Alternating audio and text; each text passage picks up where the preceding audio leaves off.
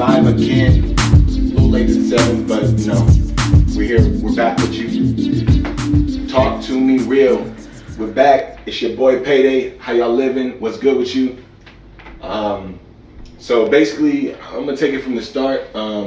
We dropped our first episode the other day.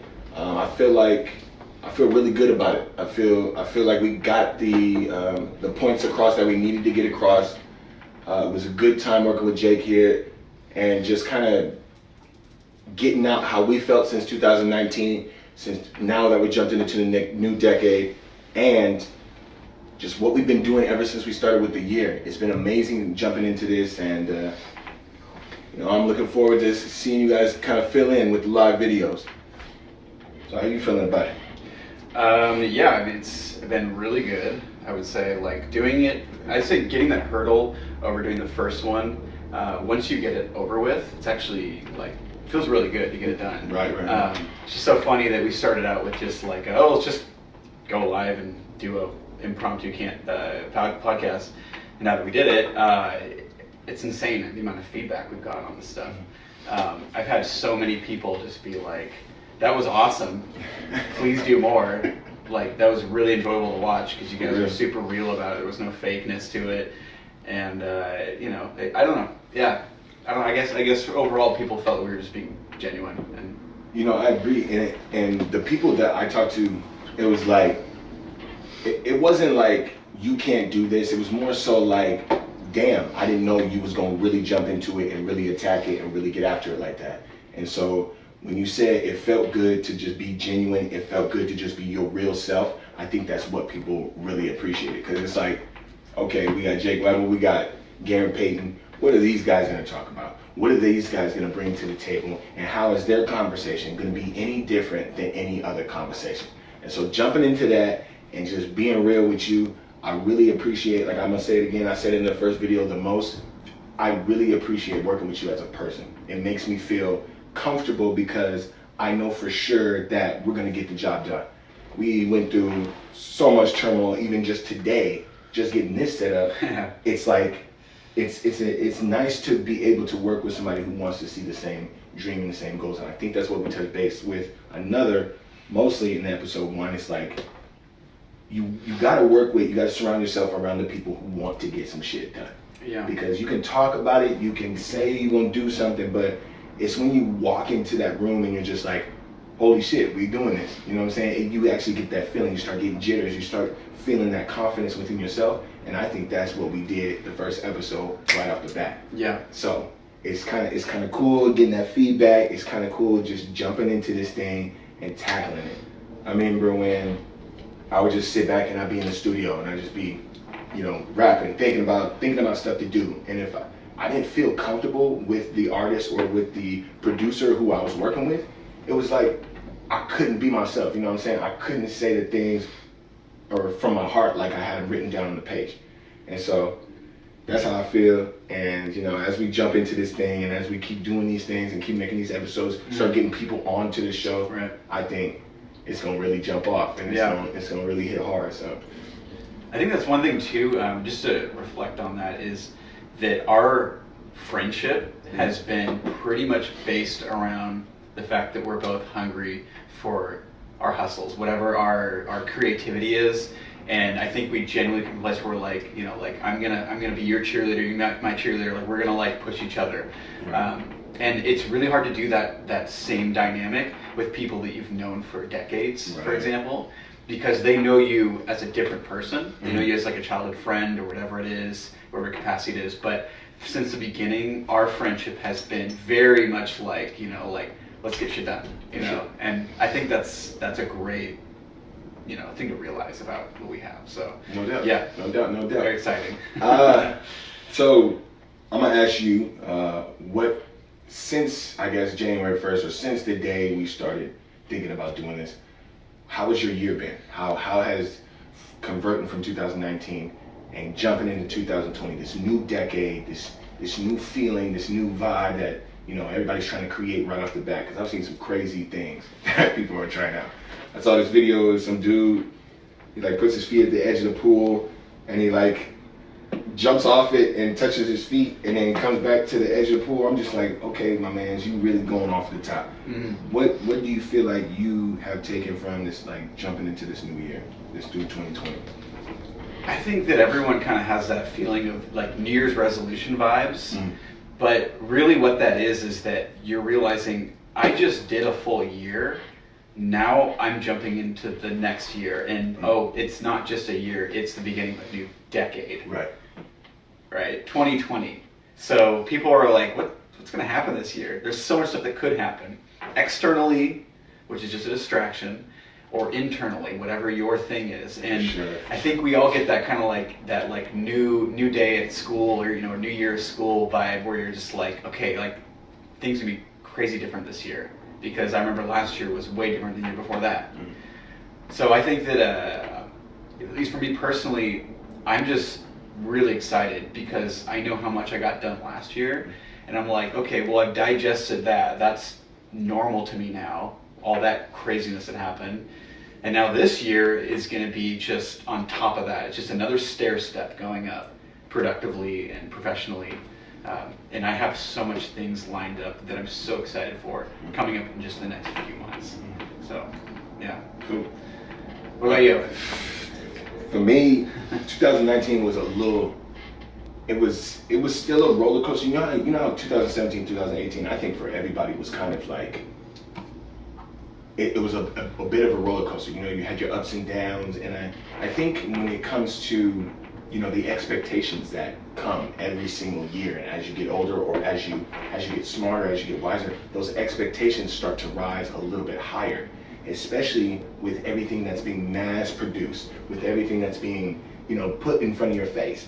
If you got Instagram, you got Twitter, you got Snapchat, you got TikTok, which we'll talk about later, you got dating apps, you have all these visual aspects in your life, so you have so many things that you could touch base on. And so sometimes I looked at my my FaceTime on my phone and how many hours I spend on the face of my phone. Just looking and searching and trying to find out different or watching different videos. I spend about 6 hours on the face of my phone. Okay. And so I started to look at studies, I started to look at things that kind of have an effect on having your face on phones or computers all day long. And I was thinking to myself, I was like, man, and most people already know that. Most people already know, hey, I'm not supposed to be on my phone all the time. I mean, our parents told us growing up, hey, get off that phone. You're always on that phone. You're always doing this. You're always doing that. But you don't really, when you're working on something, you don't really notice how much you have that phone in front of your face, and how much it's kind of a necessity to make that quick and easy contact. And so, with that being said, I think within that time, I caught myself on my phone, in a sense, more for less productive things. Right. I'd say in this last year, maybe year or two, I feel like I've totally lost that kind of feeling. If I'm going to be on my phone, man, I got to be making some kind of contact with somebody. So you're more disciplined, is that what you're saying? More disciplined in a sense. So I got to make that next contact. I got to make sure I hit that person back. Especially like out in the streets, you kind of get a number from somebody, get a number from somebody, get a number from somebody. But like in this last year, it's been like, oh, if I get this number from somebody, I got to make sure I contact them. I got to make sure I get their number locked into my phone. I got to make sure they have a name. I got to make sure I can remember who that person is. And so with that last year and then jumping into this year, now it's like all these contacts that I have, all these people with talent, all these people with, you know, a drive or some kind of admiration. I'm able to look back and be like, okay, that person I can help. That person I can help. This person can help me. This is where we can kind of, you know, start tackling ideas and bringing things into fruition. And so jumping into this decade, that's what I've been doing. So from January 1st to now, it's like, how can I make that contact to where we're making something happen? We gotta make something happen at all times. There's too many resources for us not to be making something happen at all times. So this year, that's what I want to do. If I know you and you got something to offer to me and I got something to offer to you, man, let's link let's link up. Let's get it together. Let's make each other better in life.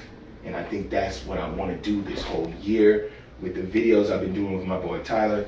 Like, I want to make sure that people know what the heck we're doing, what the heck me and him are doing, what the heck everybody in any kind of contact with me is doing. So let's make it happen. You know what I'm saying? So that's how I feel. That's how I feel. That's like coming from my heart. It's from my soul. And I'm pretty sure you want to do the same thing. So let's get this mug rocking. That's right. It's Talk to Me Real. We here. We live, we direct. It's Talk to Me Real. I want the real this whole year. Yeah. All 2020, I want the vision to be real. Mm-hmm. And I think that there's so many people who are so talented who I want to meet, who I want to get in contact with, who maybe one day get on this show with us, sit down, have a conversation, and talk to me real. Period. Nothing more, nothing less.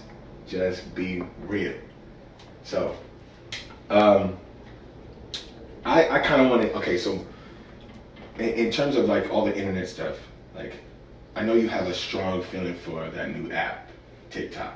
Right.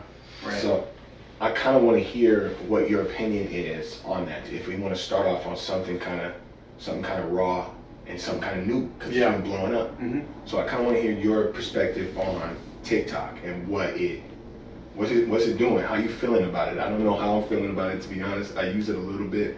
Yeah. But how are you feeling about it? So, I mean, if people people know what TikTok is, they know what it's called, but I don't think people understand like what its function is or what its potential is. So obviously TikTok, so it's music, lip syncing, whatever, dancing to songs and that kind of stuff. I think that is an awesome way for a company to really spearhead the audience of the younger generation from a business perspective. Okay? I'm not going to talk about how it affects people overall yet. But as a business model, it's really smart because it's growing an audience so quickly. But I think what's going to happen though is I think that they're going to eventually branch out and do not just music and lip sync and all that stuff. I think they're going to try and be one of the big social medias, just like Instagram, Facebook, and Twitter. And I think they're going to do it successfully because they've already just recently implemented stuff like advertising, going live, having multiple accounts, stuff like that. So they're really trying to be very Instagrammy. Do you think they'll do pictures? I don't mean to cut you off, but do you think they'll do pictures? No. Good. The format they have will be consistent, but the type of content you're going to get is not just going to be lip syncing music. Right. And so I think what's going to happen is you're going to find a lot of content creators who maybe specialize in sports or specialize in gaming. I don't know, whatever industry it is. I think they're all going to jump on board and find a way to capitalize on that, and that's going to continue to grow the audience because I feel like the lip syncing is maybe a great way to kind of set the staple for what it's going to be, and then from there it branches outward to all the other stuff, and that's what makes it more of a complex app. But it's so early on and it's so underrated. People don't understand. If you create a TikTok right now and you do some kind of unique content, I think you can grow an audience 10 times faster than you could with an Instagram. Right. Because it's so new, it's so underrated, and it has such a vastly growing audience. So you and I have been doing TikTok very recently. I've been doing it for maybe 5 months, just off and on. My stuff is literally just talking. I mean, I don't care. I'm gonna post what I want to post, and I don't care if that's what the app's used for, because I think that there's potential if there's someone like me who feels like I can do this, and it's gonna have some kind of value eventually down the line. Right. So I'm gonna continue to do that. And you just came in, you're a musician, so I think you can adapt a lot quicker and grow a lot faster. But overall, I think that the power of the app is there. Here's the other thing though, is the negative side of it. The problem with it though is that you have all these young people, and they're very young. Let's imagine that we were their age when this app was showing up. You're some, I don't know, 14-year-old kid, and you've got your brand new iPhone 11 Z9 2 5-star asterisk, and it's got 10 cameras on it, and you're making TikTok videos and you're blowing up and all that stuff. But overall, maybe you're not blowing up. Let's just say that you are just heavily into it. It's hugely distracting. When we were kids, we didn't have stuff like that. Mm-hmm. So I think that we have to kind of appreciate the fact that we escaped this massive distraction that's thrown in front of us. Now, what are your thoughts on it, on TikTok overall? Man, I think it gives, I'm going to piggyback on what you said about the younger youth. I think it gives the younger kids a little bit more faster of an opportunity to kind of blow. Yeah. Because I can't even imagine what the schools are like nowadays. I mean, I got a younger nephew that's in high school right now, or just jumping into high school. I've got one in junior high, and they're so adapt to, you know, wanting, they want to do something, you know what I'm saying? Like back in the day, you could just be at home and you could just chill, and when you go to school. At school nowadays, you can't do that. Like if you want to be in the popular crowd, or if you want to be like on the basketball team and stuff like that, if you ain't with the new technology, or if you ain't with the new, you know, hit thing, like you gonna be left out. Yep. And you're not gonna be cool, you know what I'm saying? Like you're not gonna be the thing. I think back in the day when we didn't have that, it was like okay to do that. It was okay to be artistic. It was okay to paint and do all that stuff and not, you know, have your social media attached to it and stuff like that. Nowadays, it's like, bro, if you ain't got the latest phone, or if you ain't got the latest shoes, or if you ain't got this, if you come to school with some bummy shoes, you not cool. We're not messing with you. So it's like, it's a little bit, it's getting a little bit more crazy than it was when it was acceptable to be normal, I guess you could say. And so with TikTok now, it's like I see normal kids, and I don't mean to, no this against white people, but like I see normal people becoming famous off of just getting on there and doing the little whoop, and doing the little hey, and doing a little nay and doing all that stuff. It's like it's acceptable now. You can be cool now, but you gotta have that phone. You got to have that TikTok. You got to have that Instagram. You got to have your Snapchat popping. You got to have your lighting right. You got to have all this stuff if you want, if you want to do something nice. And so with TikTok, it gives you a little bit more room to be normal. And so like sitting in your room and just making that video is kind of cool, and people will be attracted to it. And so it kind of makes it cool to be able to do this. So like we can just right off the bat start up a podcast and just go. Yeah. And so TikTok, what it does is making okay, it's making, you know, simple work be nice. Mm-hmm. And people can look at it and be like, oh, that was cute, or oh, that was cool. But it was some basic old move that you did, and it was funny, or it was cute, you know, it was nice. It was in the comfort of your room, and everybody could see the background of your thing. I think people like that. Yeah. They find the good in the simplicity when it comes to TikTok. And so with the app coming out, like how I got onto it is like when I get out the shower, I like to listen to music, and I like to feel myself. I like to look in the mirror. You know what I'm saying? I like to have my phone playing my favorite cuts and stuff like that on my JBL or whatever. And when I'm doing that, like I want people to see what I'm doing or how I'm doing it. So I'll play my favorite song and I'll post on TikTok. And there'll be a video of just me dancing by myself. And if you check my TikTok out right now, you'll see me videos with my shirt off, and I'm dancing and I'm having fun. I'm having a good time. And people respond to it positively. People like it. People will watch it. And so as I progress within those videos, and as I start making more of them and coming up with better ideas, I feel like TikTok gives you that opportunity to just do something simple. 15 seconds or 60 seconds. Take your time. Take your pick. Then it allows you to put the song in the background. Boy, I'm in there. I'm gigging. I'm dancing. I'm in the front of the mirror with my hand like this, and I edit them really, really cool. Put a lot of stuff on it. And it works. Yeah. You know, it's fun. It's a good way to just have some fun. And so in the business aspect, man, if football players start doing it and just having fun and getting a little bit more personal to the kids who are growing up and playing basketball and playing football, it's going to make them feel comfortable about themselves. Mm-hmm. And it'll make it better for them to grow and just be comfortable being themselves. Because a lot of people are not on here on Instagram and on these apps just trying to be the coolest guy in the coolest guy in the room. They're just trying to be normal people and still be able to, interact with people outside of outside of the internet. Everyone's some degree of famous. Everyone's some degree of famous. And sometimes it feels good to be famous. It feels good to walk into a room and some people know you. Or it feels good to walk into a room and someone says, hey, what's up? What's going on? Yeah. And you're like, oh, my God, you're making me feel good about myself. Thank you. I mean, that might be a day someday where literally everyone figures it out and everyone knows everyone. Oh, shit. And everyone has some X thousand number of followers. Right. Right. On whatever social media is happening. Yeah. Yeah. And so, in terms of even social media, I kind of wanted to talk about something in general. I mean, I'm going to give my basis, and then I kind of want to know what you, how you feel about it. It's like dating apps. Dating apps. I mean, okay, so when it first started, it was kind of like, the first one I heard of, which is really weird, is Black Planet Net or Black Planet or something like that. It was like a black people dating app. And okay. I was in a group. It's called Black People Meet. Black People Meet. How do you know that? What did I do?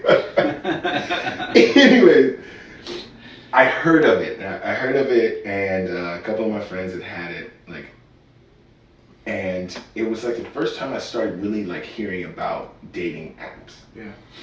And so I heard about Black People Meet. I saw a couple of people using it, and I thought we were a little bit too young at that time when I first started hearing about it. I thought I was just a little too young to be on an app that was like Black People Meet. I don't know why I felt like that, but I just didn't feel like it was a need to be on a dating app. Mm-hmm. And as technology started to grow, I was just like, I'm curious. I want to see what's going on. And I heard my friends talking about it, especially when Tinder started jumping. When Tinder started jumping, I was just like, huh. But then the narrative about Tinder when they first started was like, oh, you're a hoe. Right. Oh, you're a slut. Order a lady pizza. Order a lady pizza. It was literally like, that's how I felt. So I kind of shunned away from it. And so I wanted to make sure that I was capable enough to step out and have a conversation with a woman or a girl and just be cool. But I started looking at the benefits of just the convenience of it if I have the right mind. So this is my main point. My main point is your mindset with a dating app could be different than the narrative.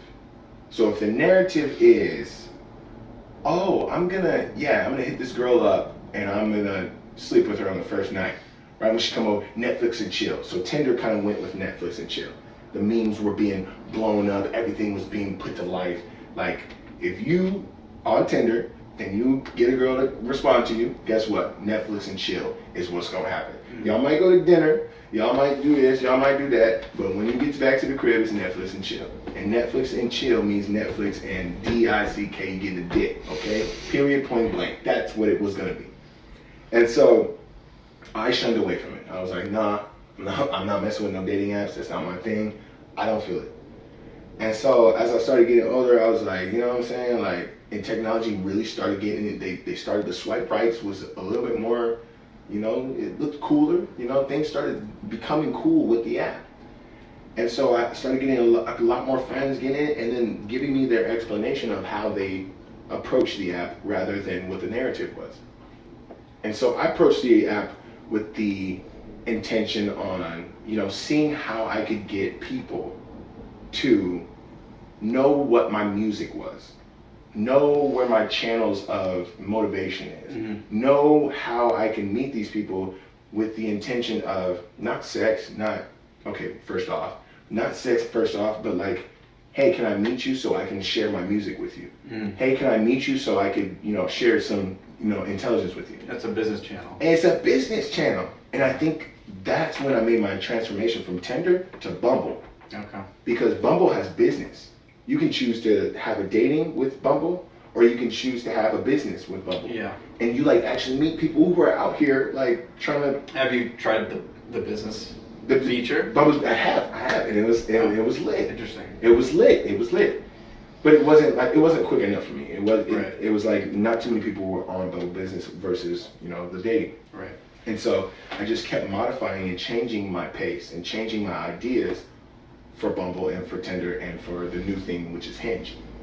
And every single time I'm on the app, it's to share. It's to share. Oh, I got a show coming up on Friday. Oh my God. Yeah. Look at that. Now that person knows about my show, not about my dick. You know what I'm saying? Like when a person can know about what you're doing instead of what you're giving, I think that's a brilliant way to connect with people. But that's Go ahead. Well, there's a lot of truth to that, and I think a lot of girls know this, that all they have to do is just plug their Instagram somewhere on their dating app, and guys will just flock to their Instagrams and then start following them, and that'll, I don't know, maybe bump you 1,000 or 2 followers just doing it that way. I mean, yeah, because most girls, I feel like, want to have a good Instagram, they want to have a lot of followers, whatever their goal is, but it looks good to have more followers than who you're following, right? You know, that's the thing most people care about. Very true. But that's a smart tactic, and it's very successful for a lot of girls. Yes. Problem is they get a lot of not so quality guys funneling from Tinder and stuff, sending dick pics and whatnot. True. So, you know, double-edged sword, but it's a smart tactic, yeah. It is. Yeah. And so, like, looking for that dynamic to be something like an Instagram or like an Instagram mixed with like a Tinder. I mean, I guess. So you're saying like a swiping but Instagram? Swiping but Instagram, but like. But LinkedIn. Not so, yeah. It's like LinkedIn. Yeah. Like that app. And so it's like, it's just crazy how the perception of the apps are and what they can, produce. And so you have, the models and everything, and you got guys saying, oh, I would love to do this to you, or I would love to do that, I would love to do that. Regardless of not, it's lucrative. Just being the people, I don't know if there's people out there that think the same. It's just like, how can you make the app, how can you have the app for something that, yes, you can find some love with, you can find some intimacy with, but at the same time, you're still trying to get to know the person. You're still trying to be personal with the person. To desensitize the actual aspect or the narrative, like I was saying, of the app. And so I really want to get into base with that. Like, we will definitely talk about that more in future episodes and be a little bit more specific, branching off when we bring guests on and have their opinions and have their ideas. But it's just the way I think about these apps. If we can desensitize them, if we can change the narrative, I think it will be, then they can start doing things like Instagram does, start making videos and start doing certain things to where people are more comfortable getting on these apps and being like, oh yeah, I like this. They don't have to hide the Tinder app in their back passcodes, you know what I'm saying? Like you would put your Instagram on your first page, but you ain't putting your motherfucking Tinder on your first page, you know what I'm saying? You don't want people to see that. So. I think there's something there, but I think it's up to the company's decision to try and pursue this. Basically what they're doing is each of these companies, they have a brand, and we all have our concept of what that brand is, and you can't change someone else's opinion of what that is, because that's the brand. The brand is actually in the mind of the consumer. That's what branding is.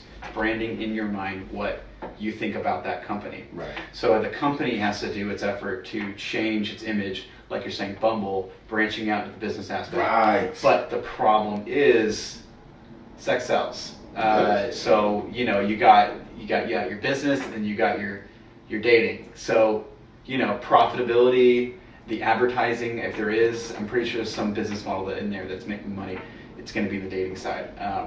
They totally can push that if they have the revenue and they really want to push into it. I think they should branch out. I think a lot of these companies have so much power, like Tinder, and they should branch out. Maybe make a different app and say, hey, we're associated with Tinder. We're using the same model, but we're going to focus more on professional engagements. Like I was saying in the last episode, Meetup app, just another one. But yeah, some kind of way of networking in a business aspect, because I think a lot of people, especially younger people these days, they really are looking for something that's not the normal thing. They're not looking for the ass shaking. They're looking for, like, maybe I want to figure out some way where I can launch my network of what I'm interested in and create my own thing, Yeah, that's exactly what I'm talking about. Right. And I hope that continues to transpire. I hope it continues to push that forward to where it can become more respectful to be I guess wanting to date, wanting to have communication on the internet in a more, because girls are like, they don't want the dick pics no more, you know what I'm saying? Like, leave them shits out. Like, if somebody wants they wanted them before, and now they don't want them. them. They did, exactly. Okay, you're joking. I hope you're joking, because I was about to They never wanted the dick pics. They never wanted They never did. Every girl I've talked to just don't want a dick pic, you know what I'm saying? But, like, at the same time, there's that deep, dark desire, like, okay, I want somebody railing my shit. I want somebody doing me right. You know what I'm saying? I'm gonna be honest. I'm just gonna be honest. They want somebody that's doing them right. That's having sex with them. That's making them feel comfortable. That's making them orgasm.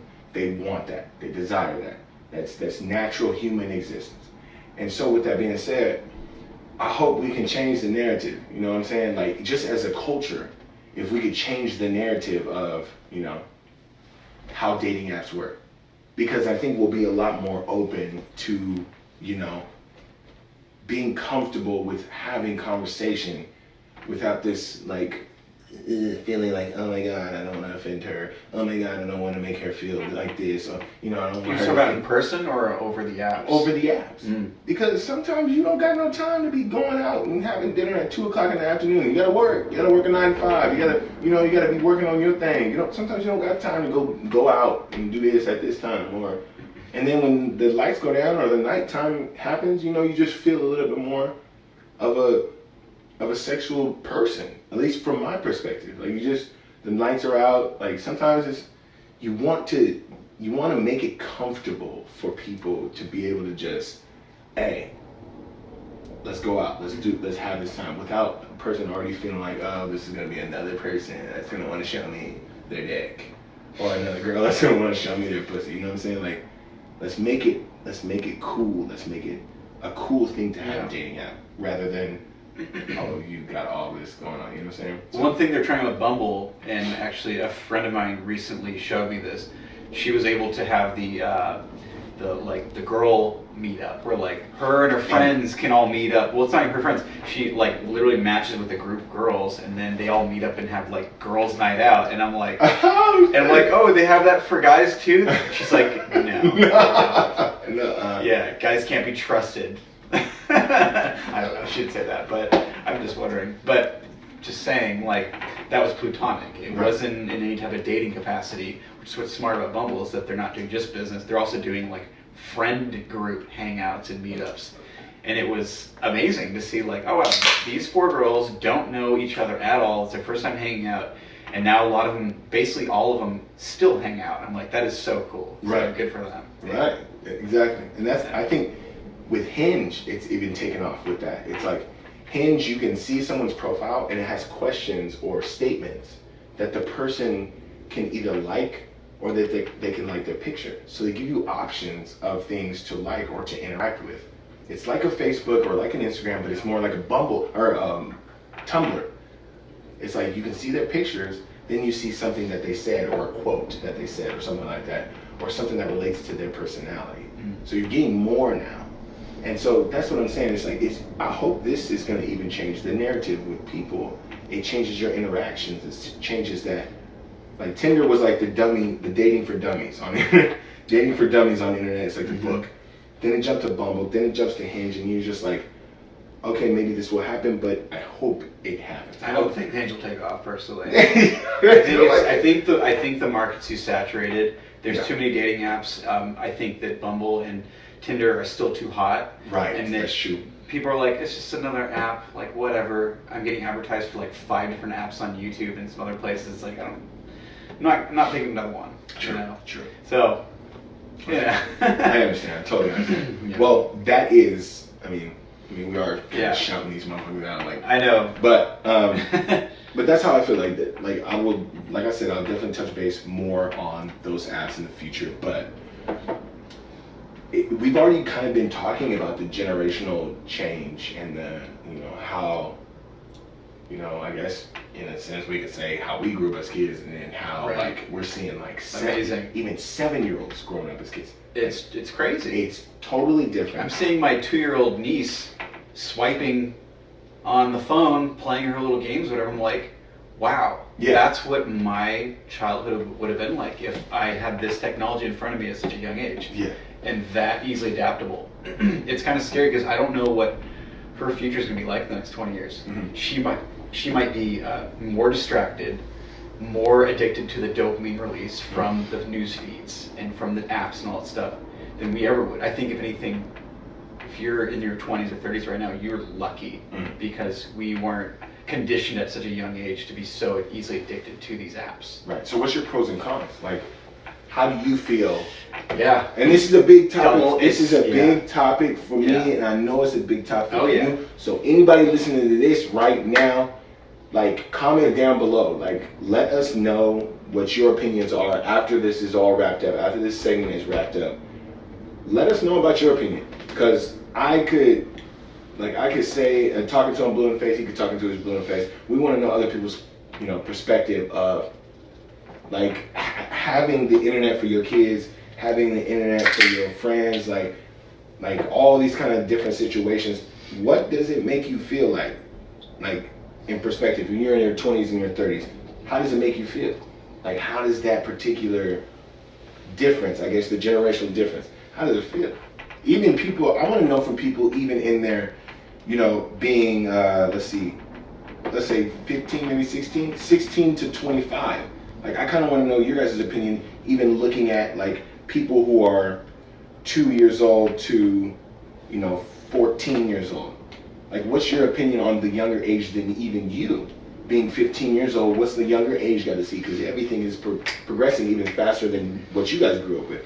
So, what is your pros and cons? What is your personal pros and cons about having that access at 2 years old and be able to swipe and watch, you know, Paw Patrol and Yeah. and all these, like, the new Scooby-Doos and stuff like Yeah. that? Like, what's your I mean, I think you can kind of broaden the whole awareness to any technology, because all technology, whether it's digital or even thousands of years ago, whatever it was, you know, the Iron Age, Stone Age, that kind of stuff like that, any technology is a double-edged sword. Right. Because it's going to have amazing pros and amazing cons. The problem is that you have to hope that the people who have control over these technologies are going to do something responsibly with it. And I think what you see with any new advancement, like we're coming into now the age of automation, AI, you know, deep fakes. I mean, there's so many things coming in that when you first enter that market, it's the Wild West. And then as you start to kind of do the trial and errors in all the cases, you start seeing like what things work and what things don't, what's dangerous. That's when you can start refining and controlling and synthesizing. And then you get to a point where you've conquered that technology, and guess what happens? That branches out to even more technology. And then you got new stuff coming up. And this actually, this whole thing kind of comes into the idea of technological singularity. Right now, we are ramping up for the point of singularity, which is around 2034, around there. You can look up Ray Kurzweil.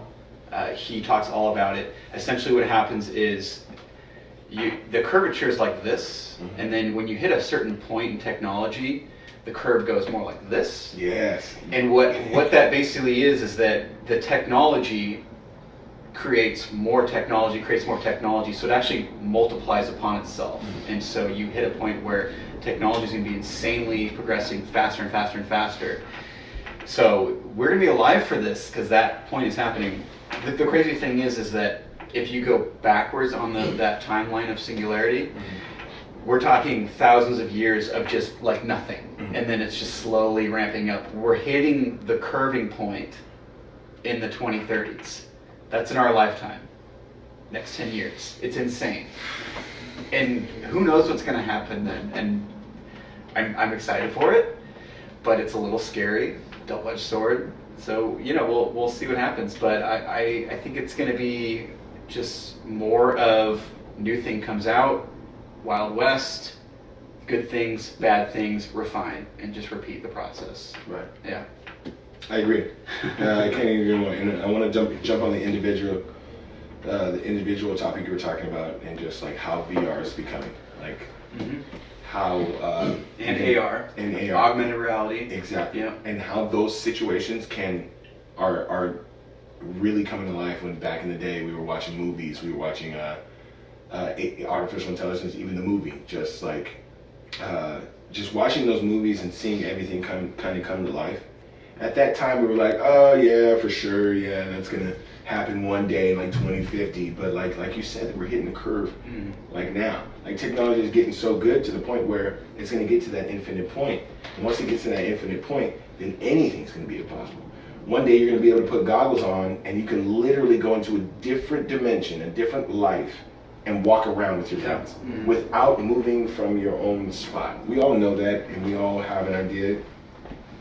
And if you guys have any idea of that, obviously, I said comment below what your idea is, or what you think is going to happen within the next year. I want to know some descriptives. You know what I'm saying? I want to hear what you actually have to say. Comment below. Let us know how you feel, like how you actually feel. Give me a synopsis. Write a paper. Write a paragraph. Write something that actually, can help me. I guess you know what I'm saying? Because maybe I'm thinking small. I'm thinking in a second we about to have some real HD high definition. Just I can put these goggles on and I'm literally, or I can inject something in my body and I'm in some kind of different matrix or whatever. And so we're led by demand. Yeah. So whatever the human wants, someone's going to produce it, right, capitalize on it, and it's going to be a normalized thing as a feature of being a human. Great. So pretty much my pros and cons. My pros are the excitement. I mean, like, you can't ever say you wouldn't be excited to sit in a chair, put some goggles on, and be like, yo, I'm in Cancun. Yo, I'm at the Bermuda Triangle. I'm somewhere where I've never been in my life, and it feels like I'm actually there. Because sometimes, you don't have the means to be able to travel like that. And so imagine if you could put your goggles on, you can taste the air, taste it. You can taste the air. You can smell everything. You can grab a fruit and it feels like you're eating it. Who wouldn't want that? But the cons on that is, if your real life ain't cool, and you put your goggles on, you go be there more than you're gonna be in the real life. And that is the biggest con. You know what? I'm gonna have to confess. First of all, don't do it to me, Jake. First of all, I have VR, okay, but that's unrelated. What you're saying has already happened for me in the sense that when I was playing intensely like video games, it would be so immersive. First-person shooters, futuristic, competitive, adrenaline rush, dopamine release, all that stuff. It's amazing. Yeah. Okay. I feel you. But when I'd come out of that immersive world, go back to my normal whatever life, everything felt dull. Yeah. And it was scary to realize that you can literally just plant yourself into this matrix, right, basically, and escape the gray reality that you're in, and you just live in that. You can do that. You can right now, and it's going to get more insane. This crazy thing is in Japan, there are these gamer pods, and basically you can essentially live in them for however long you want. You rent them out daily, and you can just sit in there and game. And they have everything you need in these little pods, and you could be in there for days and days and days and days and days and days. And people do that in Japan, become either insanely good at video games or go crazy, whatever it is. Right. But that's a thing right now. But back to what I was saying is that I had to stop like video games essentially cold turkey because I knew the effect was having in my normal life. Right. It was stealing my drive to want to succeed. Right. Because, you know, I might be eternal in a video game, but when I go out of the video game, I'm still a human being who has a timer, Right. you know?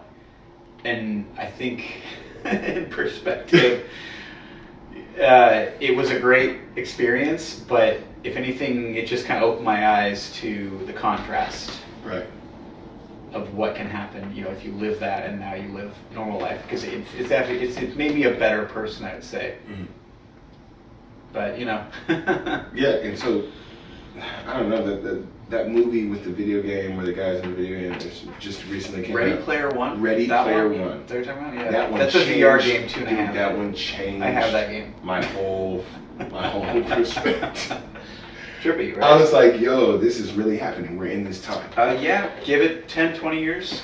And it's gonna be just like the Matrix. It's gonna feel like you're really there. The pixels are gonna be amazing, and you'll be able to put those things on, and you'll be able to stay You there. can escape in whatever world you want. Yeah. It's literally like you're going to bed and you're dreaming, but you're awake, Jesus. and you get to control it entirely. Crazy. Man. And so I feel like we good, man. Like, that's a lot of topic. That's a lot of convo. I really want those comments from y'all. I really want to know how you guys feel about like how the generation is now. Like I said, from the age from 2 to 14, the age from 15 to 25, and the age from 25 anywhere up. I really want to know how you guys feel, because we talking to you real. The proof is in the pudding. We're talking to you real. We're just giving you how we feel about certain topics, about certain things we've been through in life, about how we are as people. And we're going to keep it as real and as personal and as, you know, as true as we can. And I just hope you guys follow along. I hope you guys have a good time. Because, man, we're going to be here for a while. And we're going to talk to y'all about everything you want to hear, everything you believe in. So, we love y'all. Talk to you real. Talk to you real. Episode 2. We're out. We out.